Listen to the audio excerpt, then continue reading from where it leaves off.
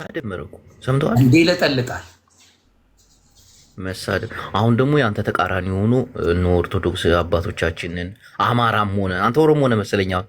እኔ ነው ኢትዮጵያዊ ነኝ ከድሮም አሁንም ወደፊት። አብይ እየተመቸኝ ነው። አሁን ሜጋ ፕሮጀክቶች ስላመጣ ተመችቶኛል።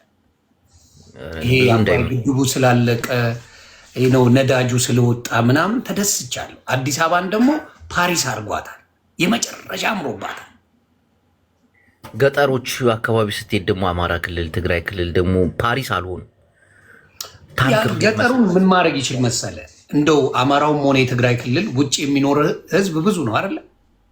ህዝቡ አዋጥቶ ያችን በአጭር ጊዜ ማልማት ይችላል። በአጭር ጊዜ ነው ያባት። ጌታን ውጭ ያለው አማራ ገንዘብ የሚያወጣው ቲክታክ ላይ ጊፍት የሚሰጠው አማራ ጎንደርና ጎጃምን ዱባይ ማድረግ ይችላል።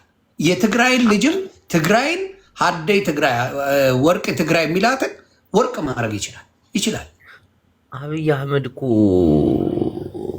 ፍራውል በል እንዴ ቅርታ ፍራውል ነው። በቃ የሆነ ሸዋሸዋ ነው የሚሰራው ምናምን ካለ ጦርነት ነው አይችልም። ሸዋሸዋ ተሰራ ሰው ዝም ብሎ አበደ እንጂ ማን ተነካ? ማንም ሳይነካ ህዝቡ እኮ አበደ እንጂ። ሱር ጀማል ነው እንበለው። አረ ፊራማ ጸዴ ናት ጌታ፣ ፊራ ጸዴ ነው።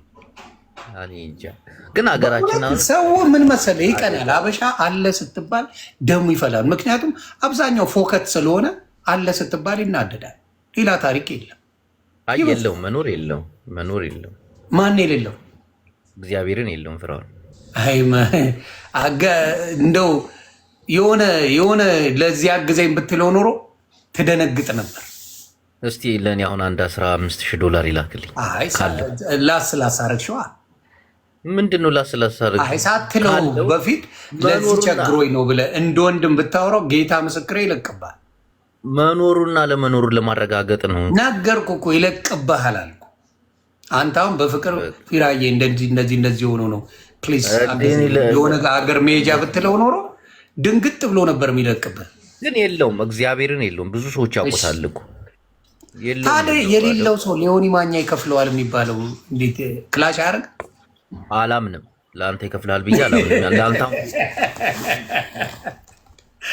ለአንተ ቢከፍል አሁን እኮ እኛ ጋር እዚህ አታወራም ነበር እኮ። እንደሚያሳየው ብር ከሆነ 200-300 ሺህ ብር ለአንተ ቀላል አይደለም እንዴ? እሱ አሁን 700 ሺህ ምናምን እሰጣለሁ የሚለው ለአንተ $200,000 ቢሰጥ አስበዋል ይሆን? ይሰጠኛል። ብጠይቀው አይሰጠኝም አይደለም ይሰጠኛል። አይሰጥም። ያንን አየለውም እንዳትሸው ልጅ ነህ ብለው ይሰጠኛል። እኔ ሼመኛ ስለሆንኩ እንጂ ብለው ይለቅብኛል። ግን እንዳትሸወድ ብለው ይለቅብኝና እኔም ቀልቤ ይገፈፋል። ገባ? መቼም አይለቅልም። ጥሩ አይመጣም። ምንም ጥቅም የለውም። ገባ? ቴምርን እኮ 2 ወር የተከራከረ ሰው እኮ ነው። አቦይ ምን ሆነ መሰለው? እኔ በስነ ስርዓት ሰው ትራኩን ገዝቶ አጋሽቶ አጥፍቶ ምን ብሎ ሰው ላይ ታብዳለህ እንዴ? ማለት ሀብታም ቢሆን በዛ ደረጃ ያንን ሁሉ ሚሊዮን ብር ቢኖረው ይህን ብር አትጨማለቅብኝ፣ ስሜን አታጥፊ ማለት የሚችል አንዳንድ ደግሞ ታወራለች። ተቀበልኩት አፍንጫውን ይዤ ያጭበረበረኝን ተቀበልኩ ብሎ እንደገና ስም ይጠፋል። በሁለት ሰጠም እኮ ትሰደባለህ፣ ባትሰጥም ትሰደባለህ። አሁን እግዚአብሔር ምስክሬ ነው የምልህ $40,000 አውጥቶ ቢሰጣት ይሄው አፍንጫውን ይዤ ተቀብዬ ይሄን ሌባ ተቀበልኩት ብላ ደግሞ ስድብ ትጀምራለች። ስለዚህ ሰጥቶም ተሰድቦ ሳይሰጥም ተሰድቦ ከሚሆን ነው ትጩ ምንም አታመጣ። ገባ? ለሚያከብር እንጂ የምታግዘው ለሚሰድብ ሰው አታግዝም። ይሄ የስራው ባህሪ ነው። ጅቦ ምን መሰለህ ዮኒ፣ እኔ አሁን አንዳንዴ መጽሐፍ ቅዱስም እንደ ማንበብ ያደርገኛል፣ ቁርአንንም የተለያዩ እምነቶች ያደነኩሽ ነው። እና ምን መሰለህ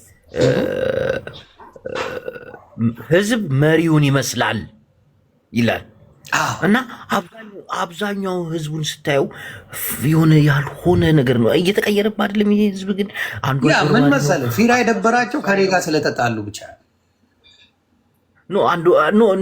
ፍራውልን ብሰድበው ልንገርሽ አይደል? ያረዳለች ፍራውልን ብሰድበው አያችሁ ዮኒ ማኛ ማመን ቀብሮን ይላል።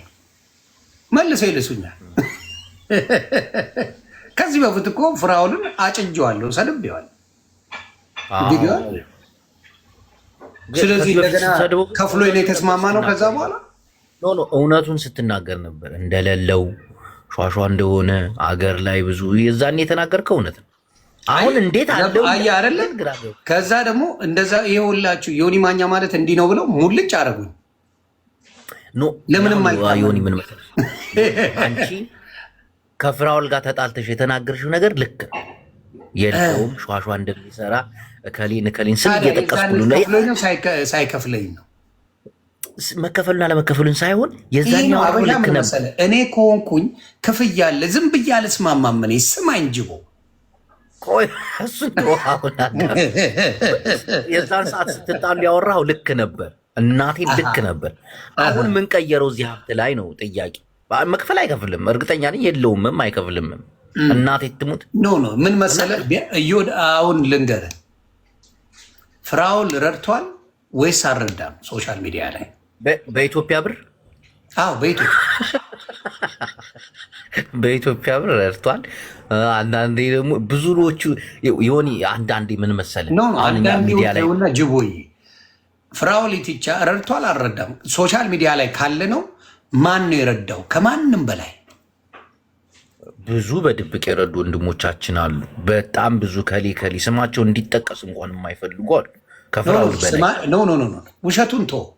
ውሸቱን ተው እና ሶሻል ሚዲያ የሚታወቁ ሰዎች ምን ሰዎች ማን ነው የሚረዳው? ወንድሞቻችን እኔ ፍራውል ከረዳቸው ይልቅ በጣም ያሳቀቃቸው ብዙዎች ናቸው ባይ ነኝ። ይቅርታ ምን አድርጎ አልሰጥም ማለት ትሳቀቃለህ እንዴ?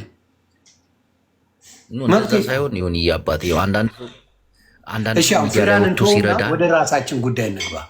እኔ ጓደኛዬ ስለሆነ በሞት አሳልፌ አልሰጠውም። አንድ ነገር እነግርሃለሁ፣ ሚሊዮን ሰው ሲገድል ባየው ደግ አደረክ ሚሊዮን ድገም ነው የምለው። እኔ በጓደኞቼ ቀልዳ አልሰማህም። ጌታ ምስክሬ ነው የምለው። እኔ አሁን በጓደኞቼ ተሙ ሚሊዮን ሰው ገደልኩ ቢለኝ ጨምር ነው የምለው። ልክ ነህ ነው የምለው። እኔም በሀሳብሽ እኮ ለጓደኞቼ በጣም ሎያል ነኝ። እኔ ማኛው ማለት አልሰማህም። ጭብጨባን ሰምቼ ጓሮን ሰምቼ እኔ አሁን ፊራ ቢያጠፋ በውስጥ ረግጠዋለሁ። ደውዬ እንደዚህ አልተመቸኝ እምላለሁ እንጂ ሞቴን እመርጣለሁ። አሳልፌ አልሰጥም። ማንም መታነቅ ይችላል። ተሙ ቢመጣ ያጠፋ ግደለኝ በውስጥ እንጂ በውጭ አላወራም። እኔ አንድ ነገር አምናለሁ፣ ጓደኝነት ከቤተሰብም በላይ እንደሆነ፣ ሚስጥርን የምታጋራው የምትቀርበው፣ ለወንድም የማትነግረውን ለጓደኛ የምታካፍለው ጓደኝነት ከቤተሰብም ከምንም በላይ ነው ብዬ አምናለሁ። ለእናትና ለአባት ሁሉ የማትነግረውን ለጓደኛ ነው እና ጥሩ ጓደኛ ደግሞ አይገኝም በአሁኑ ጊዜ እና እንደዚህ አይነት ጥሩ ጓደኛ በመሆን እነሱ ሊኮርብ ይገባል። ቅድም ስታወራ እየሰማው ነበር አንተ ቤት ያውም እየሳኩኝ የኮመንቴን እያየሽ ነበር እያየውን ነበር እና ስለ አማራው ትግል ስታወራ ነበር እና የአማራ ትግል 3 ዓመት ሆነው። አብይ አህመድም እኮ ትግሉን 3 ዓመት አደረገ። አጠፋቸዋለሁ ዘኞ ማክሰኞ እያለ እንዲህ ነገር ትንሽ ለሙድ አሪፍ ነው። እንዴት ለሙድ የሰው ልጅ ነፍስ ገብተህ ብቅ ጥልቅ እያልክ እንዴት ነው ጦርነት የሚያልቅ? ማለት በቃ ልናጠፋቸው ነው። አይ በስነ ስርዓት ፊት ለፊት መጣው አይጋፈጡም። ብቅ ጥልቅ ነው ጭውውቴው ገብቷል። ብቅ ጥልቅ አሁን ለምሳሌ የትግራይ ጦርነት ላይ ፊት ለፊት ነው ገባ። ትግራይ መጣ ጦርነት ላይ ነኝ አለ። በሚችሉት ተፋለሙ። የሆነው ሆነ፣ የሆነው ጉዳይ ሆነ።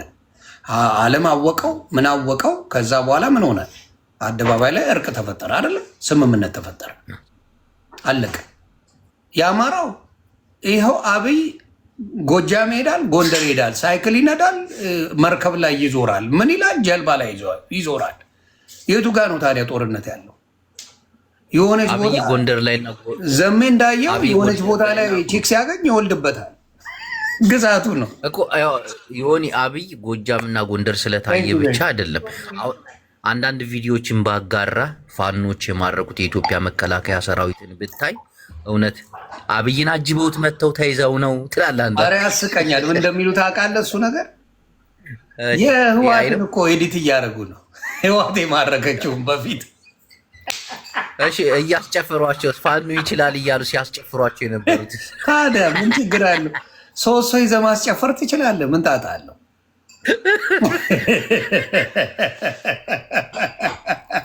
እኔ እንዲያው በሳቅ የሚገሉኝ ህወሓት የሀገር ማርኮ ምንድነው የሆነ ያስብላቸው ነበር እና የሚያሰቅ ቪዲዮዎች አይቻለሁ። ህወሓት የማረከው በጣም ብዙ ነበረ ማረሳው እና እንደ ደርግ አባቶቻችን አሁንም ትደገማላችሁ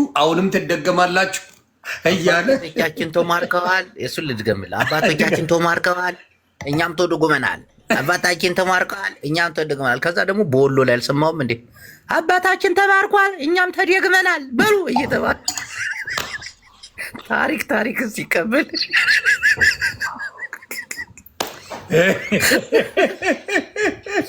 እኛ እንኳን አልቆላታል አንጫወትም ፈታ እያልን አባቴ አንተንም የሚወዱ ሰዎች አሉ፣ እኔም ወዳጆች አሉኝ። ትክክል የሚወዱን አሉ። እና ያንታውን እግዚአብሔር ምስክሬ ሜንታሊቲ በጣም ተቀይሯል። በጣም በስለሃል። ምንድን ነው ነገሩ? አመሰግናለሁ። አሁን የተቀየርኩበት ነገር የመቼ ነው የበሰልሽው እኮ ያራዳ ልጅ። የተቀየርኩበትን ነገር ልንገር በሶስት አይነት መንገድ። እሺ አንደኛው ለምሳሌ ኦሮሞን ወይ አማራን እኔ ትግራዋይ ነኝ ብለህ ስትሳደብ አንዳንድ የተናደዱ ተጋሮች ሊደሰቱብህ ይችላሉ። ብዙ ተጋሮች ይጎዱብሃል። በጣም ብዙ ተጋሮች ይጎዳሉ። ለምሳሌ ከኦሮሞ ጋር የሚኖር ትግራዋይ ይኖራል፣ ከአማራ ጋር የሚኖር ትግራዋይ ይኖራል። እኔ እንደዚህ ወጣ ነገር ስናገር እነዛ ሰዎች ላይ ምን ያድራል? አየህ፣ ያ ሰው አንገቱን ደፍቶ ሰርቶ የሰው ልጅ እንለያያለን። ሁሉም ትግራዋይ እኩል አይደለም፣ ይለያያል። በአማራ ስር የሚሰራለ ትግራዋይ ደግሞ አማራን የሚያሰራለ። አየህ፣ በዚህ ደረጃ በጣም ዝብርቅርቅ ያለ ህይወት፣ ሁላችንም ጥሩ ህይወት አንኖርም እና መጥፎ ነገር ስትሳደብ ለዛ ሰው ትጎደዋል። ትክክል ትጎደዋል። አንተ ጥቅም አንተ ያለበት ቦታ ማንም ላይ ደርስ ይችላል። አንተ ያለበት ቦታ ማንም ላይ ነካ ይችላል። ምንም ላይ መጣብህ ይችላል። ግን ብዙ ድሃዎች አሉ፣ በጣም ብዙ ድሃዎች፣ ብዙ ምስኪኖች አሉ እና የእነሱንም እንጀራ ገመድ ነው መበጠሱን። ኑሩልኝ የኔዎቹ 3 አበባ ለዝጋ